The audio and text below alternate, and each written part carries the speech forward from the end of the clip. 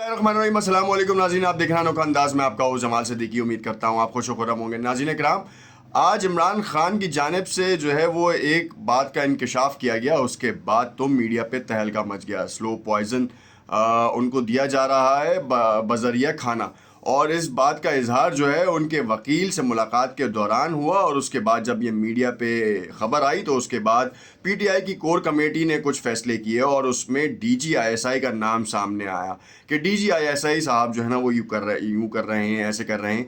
इसके ऊपर बात करेंगे तफसील से इस अपने वीलॉग में, और देखेंगे क्या वाकई इस्टेब्लिशमेंट फ़ौज जो है वो ये चाहती है, और उसके इस इक़दाम से क्या असरात पड़ सकते हैं जो ख़बरें आ रही हैं सामने। खैर, दूसरी जानिब अबसार आलम की एक बड़ी ख़बर सामने आई है जो कि आपके लिए जानना बहुत ज़रूरी है। बयान ने हल्फी फैज़ाबाद धरने के हवाले से दिया है, और उन्होंने कहा कि फैज़ हमीद का दबाव उनके ऊपर बहुत था। उस वक्त के फैज़ हमीद इक़्तिदार पे काबिज़ थे और एक बड़ा असर रखते थे, और उन्होंने अबसार आलम को किस तरीके से अपने असर में लिया, इन सब चीज़ों के ऊपर बात करेंगे। और एक बड़ी ख़बर और आपको बता दूं कि इलेक्शन की तारीख़ का ऐलान किया जा रहा है, हतमी तारीख़ का ऐलान।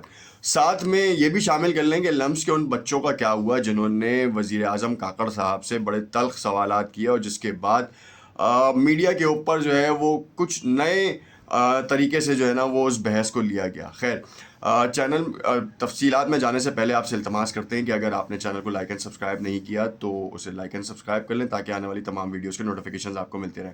अबसार आलम की बात से शुरू करते हैं। फैज़ाबाद धरने के दौरान मुझ पर और हुक्काम पर फैज़ हमीद का शदीद दबाव था। ये अबसार आलम की जो अबसार आलम के सुप्रीम कोर्ट में जमा कराए गए बयान हल्फी में कई इंकशाफात सामने आए हैं, और उन्होंने अपने बयान में लिखा है कि बतौर चेयरमैन पैमरा मुझ पर और हुक्काम पर इस वक्त के डीजीसी फैज़ हमीद का शदीद दबाव था। साबिक डीजीसी फैज़ हमीद ने सहाफ़ी नजम सेठी के ख़िलाफ़ एक्शन लेने के लिए दबाव डाला था। अबसार आलम के बयान में बताया गया कि हुसैन हक्कानी पर पाबंदी आयद करने के लिए भी दबाव डाला गया, लेकिन इनका मुतालबा पूरा नहीं किया गया। बयान के मुताबिक फैज़ हमीद और इनके मातहत अफसरान टीवी चैनल्स पर दबाव डालते रहे। अप्रैल सन 2017 में शदीद दबाव की वजह से इस वक्त के वज़ीर आज़म नवाज शरीफ, चीफ जस्टिस साकिब निसार और आर्मी चीफ को ख़त भी लिखा। ख़त में बताया था कि पैमरा हुक्काम को हरासा और मफलूज किया जा रहा है। साबिक चेयरमैन ने बयान में कहा कि प्रेस कॉन्फ्रेंस करके धमकी आमेज फ़ोन कॉल्स का सिलसिला बेनकाब किया था। बयान के मुताबिक जनरल फैज़ और इनके मातहतों ने टीवी चैनल की पॉलिसी को गैर कानूनी तरीक़ों से कंट्रोल किया, और जब टीवी चैनल्स ने हिदायत पर अमल करने से इनकार कर दिया तो इनके नंबर तब्दील करके और इन्हें आखिरी नंबरों पर मुंतकिल कर दिया गया। मई 2017 में जियो और डॉन को असल नंबरों पर बहाल किया गया। फैज़ाबाद धरने में पैमरा कानून की खिलाफ वर्जी पर एक निजी चैनल बंद किया तो बाकी चैनल्स पर भी बंद करने का कहा गया। अबसार आलम ने बताया 25 नवंबर सन 2017 को मरियम औरंगज़ेब ने रब्ता करके तमाम टीवी चैनल्स पर पाबंदी आयद करने का कहा, जिस पर मरियम औरंगज़ेब को बताया कि काबीना की मंजूरी के बाद हुकूमती हिदायत पर चैनल्स बंद कर सकते हैं, वरना नहीं। इस वक्त के वज़ीर आज़म शाहिद खाकान अब्बासी की हिदायत पर फैज़ाबाद धरने के दौरान तमाम टीवी चैनल्स बंद कर दिए गए थे। अब अबसार आलम ने तो दोनों जानिब जो है वो पहाड़ गिरा दिए हैं। एक जानिब वज़ीर आज़म साबिक वज़ीर आज़म खाकान अब्बासी के हुक्म का भी बता दिया, मरियम औरंगज़ेब साहिबा का भी बता दिया कि किस तरीके से उन्होंने मीडिया के ऊपर पाबंदी लगाने के लिए फ़ोर्स किया, और फैज़ हमीद साहब का भी बता दिया। अब मामला सारा कोर्ट में है। कोर्ट क्या फैज़ाबाद धरने के हवाले से स्टांस लेता है ये तो आने वाला वक्त बताएगा, कोर्ट का मैटर है इसके ऊपर। मगर यहाँ पे ये बात तय है कि शाहिद खाकान अब्बासी हो, पाकिस्तान मुस्लिम लीग नवाज़ हो, या कोई भी जमात हो, उसने मीडिया पर अपने मकसद और अपने मकासद हासिल करने के लिए दबाव हमेशा डाला है, चाहे कोई भी हो, चाहे पाकिस्तान तहरीक इंसाफ हो, उसने भी अपना दबाव डाला, असर इस्तेमाल किया। उसने किसी एक पार्टी चैनल को एक पार्टी बना लिया, और ये हमने सब ने देखा। अब आ जाती है बात इमरान खान को जहर देने की। इमरान खान के वकील से जो उनकी मुलाकात हुई तो बकौल वकील इमरान खान ने कहा कि उनको खाने के ज़रिए स्लो पॉइज़न दिया जा रहा है। अब कुछ एंकर साहिबान ये कहते नज़र आए कि डीजीआईएसआई जो है वो ऐसा कर रहे हैं, मगर सवाल यहाँ पर ये पैदा होता है कि अगर डीजीआईएसआई अगर इस तरीके का इक़दाम करते हैं तो वैसे ही इस्टेब्लिशमेंट को जो है बड़ा आड़े हाथों लिया गया है पिछले चंद माह से।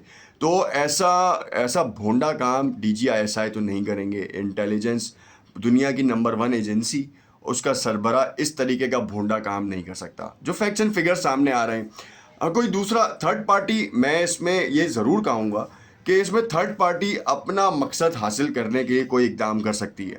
اب اگر ان کو زہر دیا جا رہا ہے عمران خان کو، تو ایک لمحے کے لیے یہ سوچیں کہ جیل حکام کے اوپر سب سے پہلے پابندی آئی، مطلب اس چیز کا الزام لگے گا. سپرنٹینڈنٹ جیل جو ہے وہ اس الزام سے کیسے بری ہو سکتا ہے؟ اور اگر ان کو گھر سے کھانا لایا جاتا ہے تو اس کھانے کو بھی چیک کیا جائے گا، اور یہ روزانہ کی بنیاد کے اوپر پھر روزانہ ٹیسٹ اینڈ ٹرائل والا حساب کتاب ہوگا. اب سینیریو یہ ہے کہ اگر تو یہ ایک بھونڈا الزام لگا کر میڈیا میں شہرت حاصل کرنے کے لیے یہ بیان دیا گیا تھا، تو یہ بہت ہی بیہودہ بات چیت تھی. کیونکہ اس وقت اگر ہم نیوٹرل رہ کے بھی ایک بات سوچیں کہ اگر DGISI کو ایسا کرنا ہو یا آرمی چیف کو اگر اس طریقے کا معاملہ کرنا ہو، تو وہ اس اقدام کو تو نہیں کریں گے. کیونکہ یہ وہ اوپن اینڈ شٹ کیس بن جائے گا کہ ڈائریکٹلی عوام کو یہ پتہ چل جائے گا کہ اسٹیبلشمنٹ جو ہے نا وہ ان چیزوں کو روک رہی ہے، عمران خان کو باہر آنے نہیں دے رہی. عمران خان کی موت ان کے لیے جو ہے وہ اولین گول بن گئی ہے، ان کا مقصد بن گئی ہے کہ عمران خان کو جو ہے وہ موت سے ہمکنار کیا جائے. تو جیسا کہ ایسا پاسبل نہیں ہے نا. مطلب اگر ایک جنرل اپروچ سے بھی اگر آپ سوچیں نا، تو DGISI کبھی بھی ایسی حماقت نہیں کریں گے. یہ کہنا، بہت سے مبصرین اس بات کو کہیں گے کہ جی اور کیا اس کا وہ ہو سکتا ہے، سلو پوائزن ایسے دیں گے کہ آپ کو پتہ بھی نہیں چلے گا. عمران خان کی صحت ڈھلتی جائے گی، اچانک ان کو ہارٹ اٹیک ہوگا، ہارٹ اٹیک کے بعد جو ہے وہ جابر نہیں ہو سکیں گے اور موت ہو جائے گی، اور پھر اسٹیبلشمنٹ میں نام بھی نہیں آئے گا. بات ساری یہ ہے کہ اگر یہ بات کھل رہی ہے، یہ عقدہ کھل رہا ہے، تو اس میں حقیقی پہلو کہیں نظر نہیں آ رہا. ہاں یہ ضرور ہو سکتا ہے کہ تھرڈ پارٹی، کوئی تیسرا فریق جو ہے وہ اپنا مقصد حاصل کرنے کے لیے کوئی نہ کوئی ایسا اقدام کرتے جس سے بچنے کے لیے جیل حکام کو مزید سیکیورٹی سخت کرنی چاہیے، اور کھانے کا جو معیار جو وہ بتا رہے ہیں اس کی ٹیسٹ اینڈ فگرز کے لیے جو ہے وہ ایک کمیٹی تشکیل دے دینی چاہیے، اور وہ جو ہے وہ اس کو چیک کرے تاکہ وہ رسپانسبل ہو، اور اس میں PTI کی کور کمیٹی کے ممبران ہوں یا پھر پاکستان تحریک انصاف کے سربراہ کے رشتہ دار، ان کو اس کمیٹی میں ڈال دینا چاہیے کہ جب بھی کھانا دیا جائے تو وہ ٹیسٹ ہو جائے، اور ٹیسٹ ہوگا تو وہ سرٹیفائی، مطلب آپ کاپی کے اوپر سائن لے لیں کم سے کم، تاکہ قوم کو اس جھنجھٹ سے نکالیں کہ ان کو زہر کون دے رہا ہے، اور کون جو ہے وہ چاہتا نہیں ہے کہ عمران خان جو ہے وہ صحت مند رہیں اور واپس اپنے کیسز بھگتیں اور ان کو ضمانت ملے اور وہ باہر آئیں اور الیکشن کی تیاری کریں. اب یہ سینیریو تو سامنے آ گیا.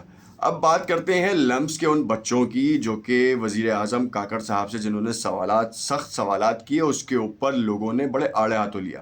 ان بچوں کا کیا ہوا؟ ان بچوں کا کچھ نہیں ہوا. لمس کے بچوں نے وزیر اعظم پاکستان سے سوال کیا. آج سے پہلے کبھی بھی کسی بھی جگہ کے اوپر وزیر اعظم سے دو بدو ٹاکس نہیں ہوئی. ہم اگر پڑوسی ملک کو دیکھتے ہیں، مودی صاحب کو، تو وہ باقاعدہ طور پر اس طرح کے اقدامات کرتے رہے ہیں اور ڈائریکٹ ہٹس انہوں نے لی ہیں. کاکڑ صاحب ٹھیک ہے نگراں وزیر اعظم ہیں، مگر انہوں نے ایک بہت بڑا اسٹانس لیا اور انہوں نے ایک بہت بڑا چینج کیا. گیم چینجر بن گئے ہیں وہ، کیونکہ عام عوام میں جانا اور اس کو باقاعدہ ہائی لائٹ کرنا، اس کی لائیو کوریج ہونا اور اس میں سخت سوالوں کے جوابات دینا، یہ آج سے پہلے نہیں ہوا. عمران خان نے بھی دورہ اقتدار میں اپنے کیا، مگر وہ ٹاؤٹس ہمیں لگے کہ کچھ سوالات اس طریقے کیے گئے، اور جو بیانیہ جو انہوں نے بنایا تھا اس کے اوپر سوالات کیے گئے. مگر لمس کے بچوں نے بڑے خطرناک سوالات بھی کیے. اس پہ مبصرین کی جانب سے جو ہے نا وہ تنقید کا نشانہ ان کو بنایا گیا، جو کہ میں سمجھتا ہوں کہ بہت غلط ہے. سوال ہونا چاہیے، سوال جیسا بھی ہو، وزیر اعظم پاکستان اپنی عوام کو جواب دیں اور اپنے نئی نسل کو جواب دیں، کیونکہ ان کے ذہنوں میں ابھرنے والے سوالوں کے جوابات اگر ایک معتبر شخص سے آ رہے ہیں یا ایک سیٹ رکھنے والے شخص سے آ رہے ہیں تو وہ بہت زیادہ ویلیویبل ہوں گے. اور میں اس بات کی تعریف کروں گا کہ کاکڑ صاحب نے بڑے اطمینان سے جو ہیں وہ ان سوالوں کے جوابات دیے ہیں، اور ان بچوں کے ساتھ کوئی بھی ایسا اقدام نہیں ہوا جس کے بارے میں سوشل میڈیا پہ آ رہا ہے کہ ان کو نکال دیا گیا ہے، ان کو شو کاز نوٹس جاری کیا گیا ہے. اب تک کی ہماری اطلاعات یہی ہیں کہ ان کو کوئی شو کاز نہیں دیا گیا، اور نہ ہی प्राइम मिनिस्टर हाउस से जो है वो लम्स यूनिवर्सिटी को किसी भी तरीके का कोई ऑफिशियल लेटर साइन करके भेजा गया है जिसमें जो है वो उनकी शिकायत दर्ज की गई है कि आपने किस तरीके के लोग बुलाए थे। हाँ, कुछ तज्ज़ियाकार जो हैं वो ये कह रहे हैं कि सवालात जो हैं वो लो प्रोफाइल थे। लो प्रोफाइल सवालात नहीं थे, बच्चों के सवालात थे, और उन्होंने अपने वज़ीर आज़म को अपने मुल्क का वज़ीर आज़म समझ के उन्होंने सवालात किए और उसके जवाबात दिए। जब वज़ीर आज़म को बुरा नहीं लगा तो आप कौन होते हैं उसको बुरा कहने वाले?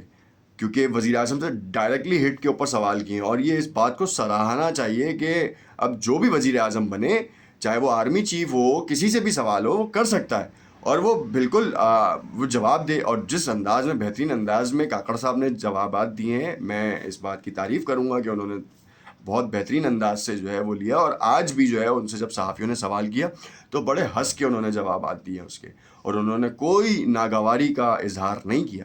तो ये बड़ी अहमियत की हामिल बात है। तमाम इदारों के सरबराहान को भी जो है ना वो जाना चाहिए और पब्लिक टॉक्स में अपना हिस्सा शमूलियत इख्तियार करनी चाहिए। और जैसे कि आर्मी चीफ़ ने भी कहा कि नौजवानों को जो है वो हम वसाइल प्रोवाइड करेंगे, और आर्मी चीफ़ को भी जाना चाहिए और उनको भी सवालों के जवाबात देने चाहिए, और बहुत ही बेहतरीन इक़दाम होगा।